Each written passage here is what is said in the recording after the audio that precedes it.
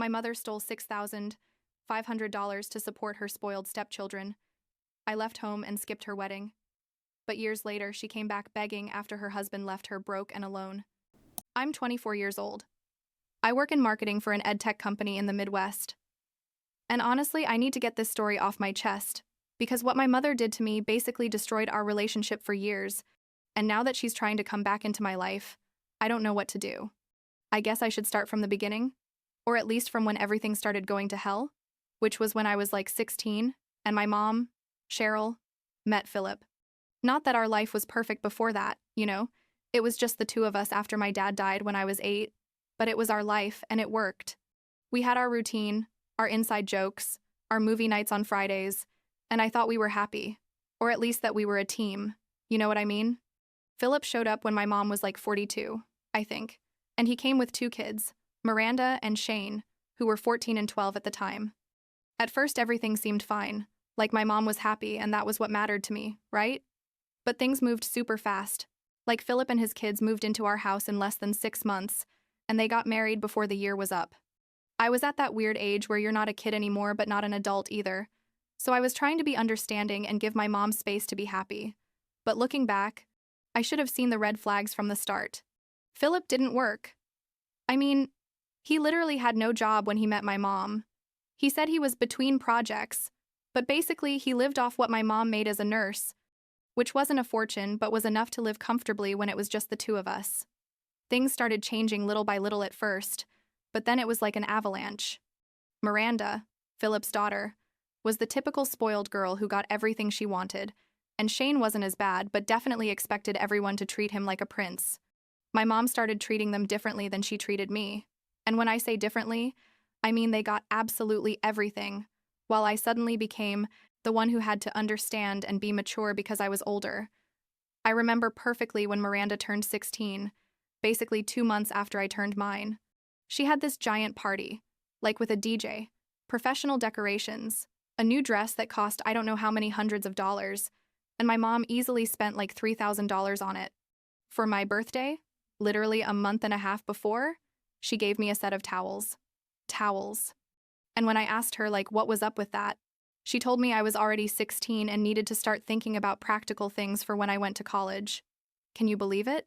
She gave me towels while planning a late quinceañera party for Miranda that cost more than my entire college fund at that point. But wait, because it gets worse.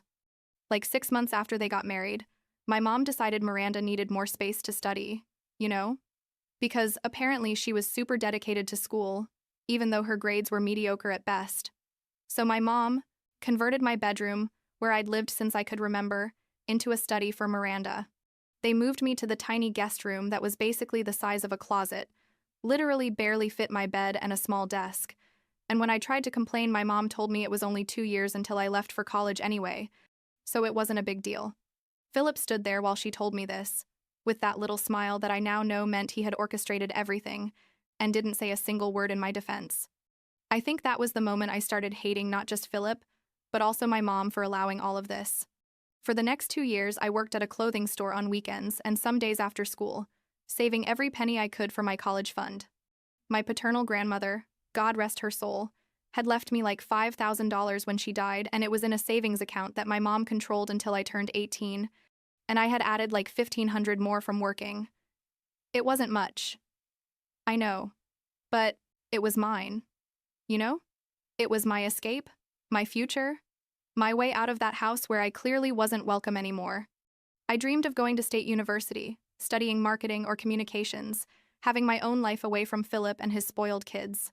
My cousin Erica, who's like 10 years older than me, always told me to hang in there, that it was only a little while longer, that once I was in college everything would be different. I turned 18 inches March of my senior year of high school, and one of the first things I did was try to access my savings account to start figuring out how I was going to pay for college. I'd been accepted to state university with a small scholarship, but I needed that money to cover the rest. I went to the bank on a Saturday morning, super excited because I was finally going to have complete control over my money, and when I asked the teller to show me my balance, she went pale. She told me to wait a moment and called the manager. And that's when I started, feeling like something was very wrong. The manager took me to his office and showed me the account history, and the account was at zero. completely empty. All the withdrawals had been made over the last 2 years by my mom, amounts ranging from $100 to $1,200 in a single withdrawal, and it all added up to exactly $6,500.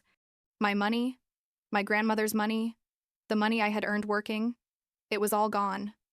I sat there staring at those papers, unable to process what I was seeing. The manager explained that since my mom was the joint account holder until I was of age, technically she had every right to make those withdrawals, although obviously it wasn't ethical. He asked me if I wanted to file any report or talk to anyone, but I just wanted to go home and confront my mom.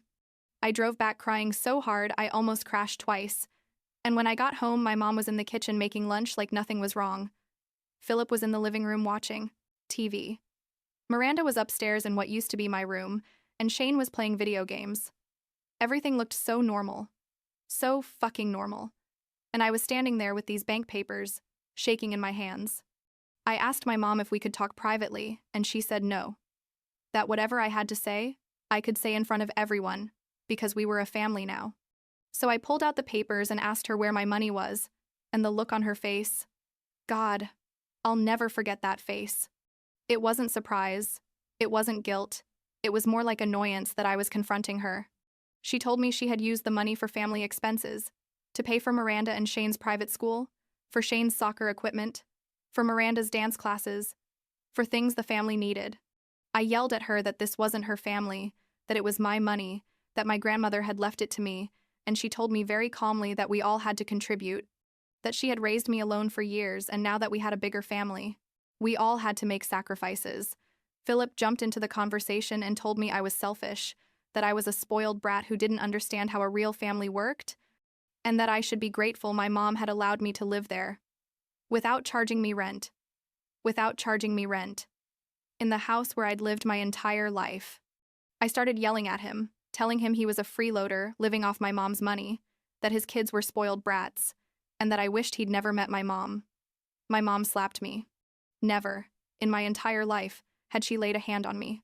But there she was, hand on my face and eyes full of tears, telling me not to talk to her husband like that, to go to my room and that we'd talk when I calmed down. I called my cousin Erica crying, and she arrived in less than an hour. I don't know what she said to my mom, but basically, she helped me pack all my stuff into her car and I left that same night. Erica lived in a one-bedroom apartment like 30 minutes away, and she let me sleep on her couch for as long as I needed. The next few months were the hardest of my life, honestly. I graduated from high school, but my mom didn't come to the ceremony.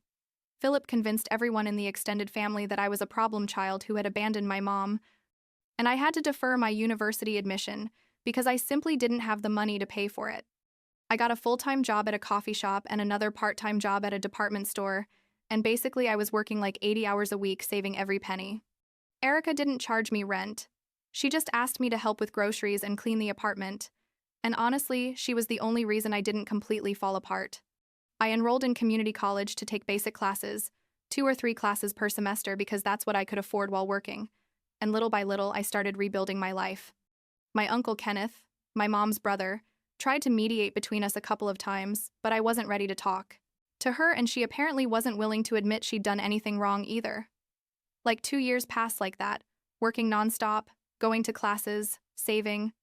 I'm not gonna lie. There were days when I was so tired I'd cry in my car before going into my shift, days when I'd see other girls my age on campus with their parents visiting them or helping them move, and I'd feel this rage burning inside me.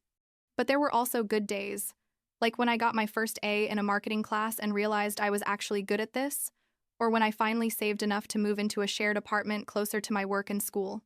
When I turned 20, I had enough money saved and enough credits to transfer to State University. And even though I had to keep working 2 jobs, at least I was on the path I'd always wanted.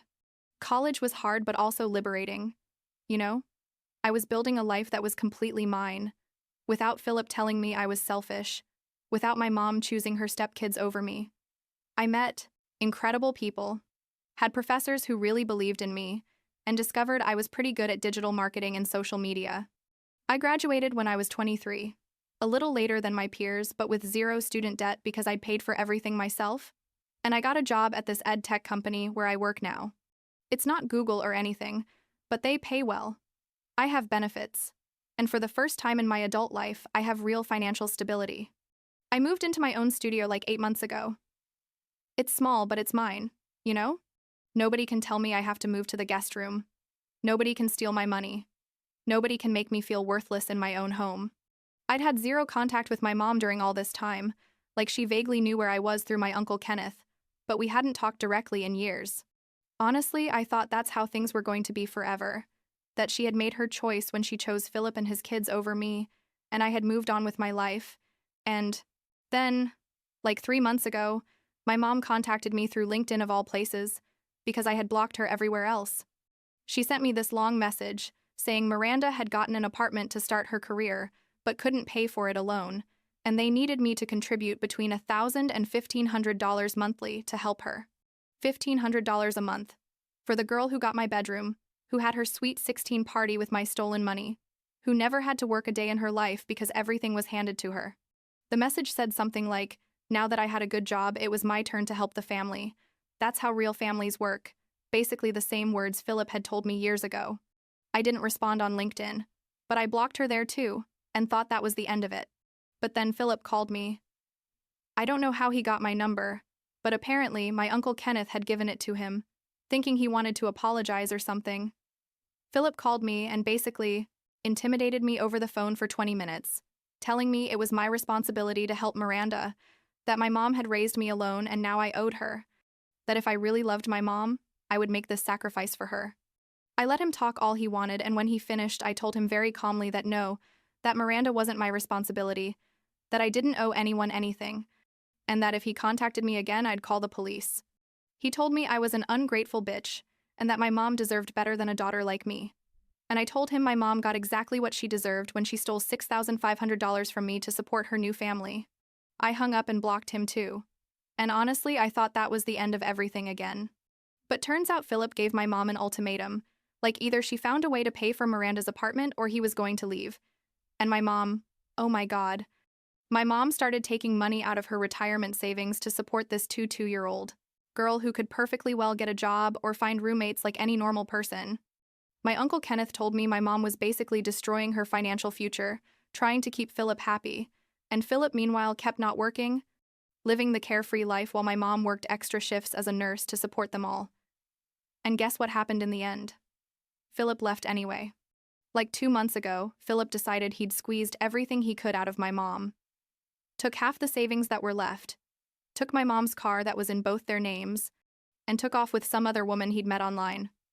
Miranda and Shane left with him too. Basically left my mom completely alone after she sacrificed everything for them. My uncle called to tell me because he thought I'd want to know. And honestly, I didn't feel anything at first. Like, it was what she deserved, right? She had chosen those people over me, had stolen my money for them, had kicked me out of my house for them, and now she was paying the consequences. But then my mom contacted me directly, this time by email because apparently my uncle gave her my address. The email was long, and basically it was an apology, telling me I was right about everything, that Philip had manipulated her, that she regretted taking my money, that she regretted choosing him over me, that she regretted everything. It said she'd been a fool, that Philip had made her believe that if she didn't do everything for his kids, he was going to leave, and that she'd been so afraid of being alone after my dad's death that she'd let him control her completely. She asked me to meet, that she just wanted to talk, that she'd understand if I said no, but please consider it. I didn't respond for 2 weeks. Every time I opened the email, I'd read the words and get angry again. Because where were those apologies when I was 18, crying at the bank? Where were they when I moved onto my cousin's couch? Where were they when I was working 80 hours a week to pay for college? But also, and I hate admitting this, part of me wanted to see my mom. I wanted to hear her admit in person everything she'd done. I wanted her to see me and realize I'd survived without her, that I'd thrived without her. I finally agreed to meet at a neutral coffee shop, not near either of our homes, just a public place where I could leave whenever I wanted. It was last week. I arrived 15 minutes early because I wanted to be seated first. I wanted to have control of the situation, and when she arrived, I almost didn't recognize her. She looked so much older, like she was about 50 but looked 60. With gray hair she didn't bother dyeing and these deep wrinkles around her eyes that weren't there the last time I saw her. She sat across from me and immediately started crying. And I just sat there waiting for her to calm down because I wasn't going to comfort her. Definitely not. She told me everything she'd said in the email, but with more detail. Told me how Philip had. I gradually convinced her that Miranda and Shane needed more than I did because I was stronger and more independent. How he'd told her that my grandmother's money was technically family money because it had gone through her first. How he'd made her feel that if she didn't do everything he wanted, he was going to leave her and she'd end up alone again. She told me she regretted every day slapping me, that image haunted her, that she knew she'd lost her only real daughter for a man who had never really loved her. She offered to pay me back the $6,500 even if it took her years. I told me she wanted to try to rebuild our relationship if I was willing. Honestly, I don't know what to feel. Part of me wants to forgive her because at the end of the day she's my mom, and obviously Philip manipulated and used her just like he did me. But another part of me, the part that spent years feeling unwanted and betrayed, isn't sure I can get over that. I told her I needed time to think, that I couldn't just pretend everything was okay after 6 years of not having a mother, and she said she understood, that she'd wait as long as I needed. I don't know if I'll ever be able to have a real relationship with her again, or if it'll just be this awkward thing where we talk occasionally but are never really close again. For now, I'm focusing on my life, on my work, on my friends, on the things I built for myself when no one else was there to help me. My cousin Erica says it's okay to take my time, that I don't have to make any major decisions now, and I think she's right. I don't owe my mom anything, and if I decide to give her another chance, it'll be because I want to, not because she needs it or because someone else thinks I should. Yesterday, my mom sent me another email asking if we could meet again next month, and I still haven't responded. I guess that's my answer for now, right? I don't know what's going to happen, but I know this time things are going to be on my terms, or they're not going to be at all.